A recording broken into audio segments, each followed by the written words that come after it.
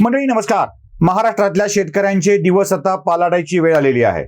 चला तुम्हाला दिव्य ज्ञान द्यायला आणि दिव्य शक्ती द्यायला महाराष्ट्रातली राजकारणी मंडळी आता खंबीर झालेली आहे.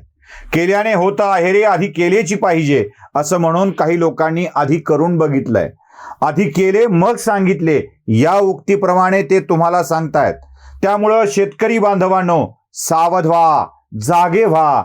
तुमच्या आयुष्याला बदलवून टाकणारा मंत्र मी तुम्हाला द्यायला आलोय. एक आता अक्षरशः आनंदाची बातमी मी तुम्हाला सांगायला आलोय. तशी ही बातमी माध्यमांनी अनेक वेळा छापलेली आहे, पण त्या बातमीतलं खरं रसग्रहण मी तुमच्या समोर मांडण्याचा प्रयत्न करणार आहे.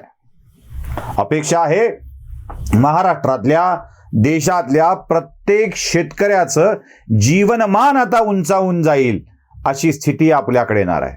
तशा अर्थानं ही सगळी आणि सगळी फक्त आणि फक्त पॉझिटिव्ह बातमी आहे आणि याच माहितीच्या आधारावर आपण आपलं आयुष्य बदलवून टाकू शकता. चला आपणही जाऊन बघूया की खरोखर हे कसं घडलंय.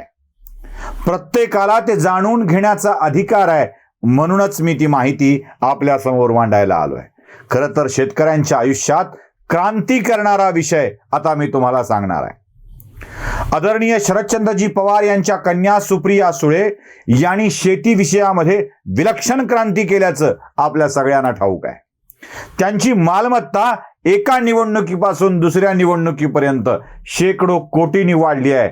आनंद आहे आणि ही वाढ फक्त आणि फक्त शेतीच्या विषयातून झाली आहे याचा देखील आनंद आहे. महाराष्ट्रातला शेतकरी 4-5 वर्षामध्ये एवढ्या करोडो रुपयांचं उत्पन्न काढू शकतो हे ऐकूनच आमचा ऊर भरून आलाय आणि सुप्रियाताईंना वांग पिकवणाऱ्या सगळ्याच शेतकऱ्यांचे मार्गदर्शक व्हावं अशी विनंती आम्ही या व्हिडिओच्या निमित्ताने करतो. सुप्रिया सुळेंनी आपल्या मागच्या निवडणुकीत दाखवलेली संपत्ती आणि या निवडणुकीत दाखवलेली संपत्ती यात मोठा फरक आहे. सुप्रिया सुळेंनी ही संपत्ती शेतीतून कमावल्याचं देखील म्हटलंय आणि शेकडो कोटी रुपयांची ही संपत्ती आहे असंही आम्हाला कळत आहे. सुप्रिया सुळेंनी आपल्या शेतामध्ये वांग्याचं भरघोस पीक घेतलं आणि याच वांग्याच्या आधारावर सुप्रिया सुळे खूप मोठ्या झालेल्या आहेत याचाही आम्हाला आनंद आहे. राज्याला दिशा देणाऱ्या नेत्याची कन्या कोट्यावधी रुपये ज्या वांग्यातून कमवते, त्या वांग्याची जात, त्या वांग पिकवायची शेती, ते किती एकरात पिकवलं होतं, त्याचं बियाणं कोणतं होतं, खत कोणती होती, त्याच्यावर फवारलेली औषधं कोणती होती, काढली कशी, विकली कोणत्या बाजारात, कोणत्या आडतीमध्ये, या सगळ्याची माहिती जाणून घेण्याचा हक्क आपल्या सगळ्यांना आहे. कारण एक आमच्या नेत्या एवढ्या प्रचंड प्रमाणावर वांगे पिकवणार असतील आणि स्वतःला समृद्ध करणार असतील तर तसं किमान तेवढं नाही, लाखातली वांगी तरी आम्ही करू शकतो. आमचं झाड सुप्रिया सुळेंच्या इतकं डेरेदार नसेल, म्हणजे वांग्यांचा वटवृक्ष आमच्या घरी नक्कीच नसेल, पण वांग्यांचं झुडूप तरी येईल आणि त्या झुडपाची करोडोत नव्हे हजारातली वांगी तरी आमच्या घरी येऊ शकतील. एवढं तरी आम्ही नक्की करू शकतो, कारण तेवढ्याच वांग्यांवर आमचं आयुष्य सुधारू शकतं.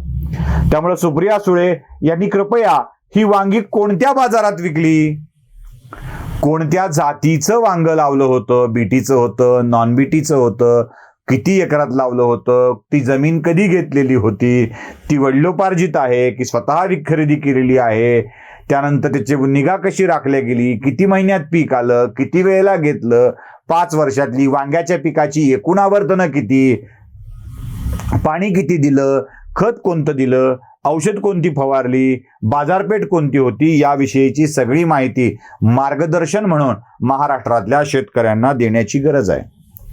जसं देशाचे अर्थमंत्री पी चिदंबरम यांनी बाल्कनीचा देखील सदुपयोग केला होता म्हणे.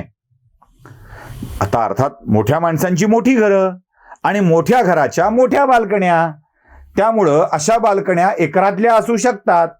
1 एकर जितकं शेत आहे ना तितकी बाल्कनी असू शकते आणि या बाल्कनीत देशाच्या अर्थमंत्र्यांनी अक्षरशः जागा वाया न घालवता यात फ्लॉवरचं, कोबीचं पीक घेतलं होतं आणि याच पिकावर ते समृद्ध झाल्याची माहिती आमच्याकडे येते.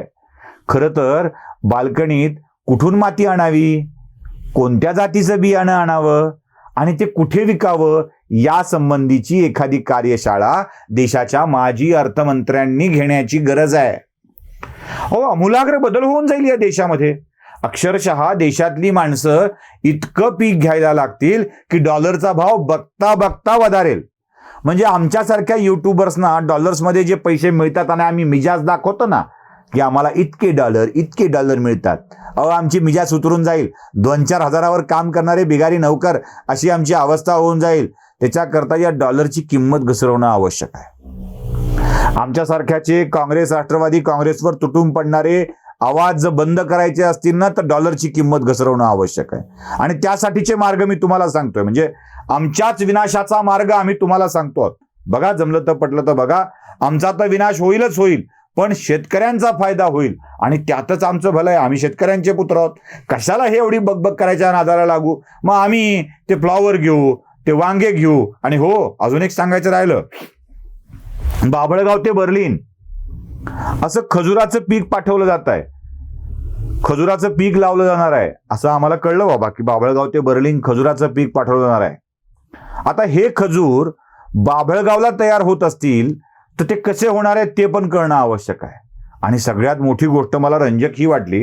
रंजक म्हणजे काय, अहो हात जोडावे, नतमस्तक व्हावं, कानाच्या पाळीला हात लावल्याशिवाय उच्चार करू नये, वंदन करावं, विनम्रपणे वंदन करावं, अशा स्वरूपाचं ऊसाचं उत्पादन बाभळगावात घेण्यात आलंय. माजी मुख्यमंत्री आदरणीय विलासरावजी देशमुख यांच्या पत्नी वैशालीताई देशमुखांनी एका एकरात 150 टनापेक्षा अधिकचं ऊसाचं उत्पादन घेतलंय. भल्या भल्या शेतकऱ्यांना जमलं नाही तो पराक्रम वैशालीताईंनी करून दाखवलेला आहे. खरं तर शेतकऱ्यांनी बाभळगावच्या शेतामध्ये जाऊन वैशालीताईंनी हे पीक घेतलं कसं, एका एकरात 150 टन, त्यापेक्षाही अधिक.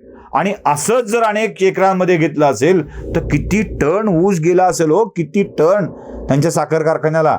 म्हणजे मांजराचं गाळपच वैशालीताई करू शकतील, विकासचं गाळपच वैशालीताई करू शकतील, अशी ती स्थिती आहे. शेतीमध्ये सामान्य माणूस नेहमी बोंबलतो ना, अहो आत्महत्या करायला लागली ती फालतू माणसं, मरायला लागलीत, पिकत नाही, कर्ज घ्यावं लागतंय म्हणून.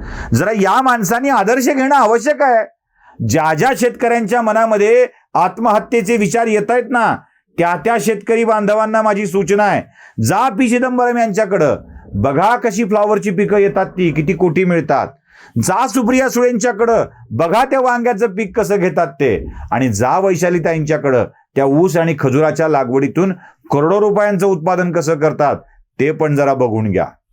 अहो एवढंच काय, शेतकऱ्यांचा ऊस कापण्यासाठीच्या मशिनरी सुद्धा याच मंडळींनी विकत घेऊन अगदीच कष्ट वाचवले. तो ऊसतोड मजुराच्या कष्टाचं निर्मूलन करण्यासाठीची केवढी अभिनव योजना या सगळ्या मंडळींनी आणलेली आहे.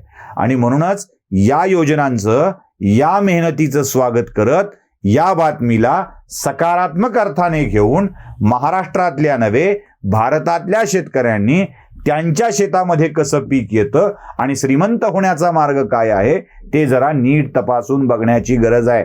खरं तर हा आत्महत्येपासून परावृत्त करणारा संदेशच वाटेल. तेव्हा नक्की बघा, जाऊन तपासा आणि जमलंच तर 2-4% उत्पन्न आपल्या शेतात आणण्याचा प्रयत्न करा. नमस्कार.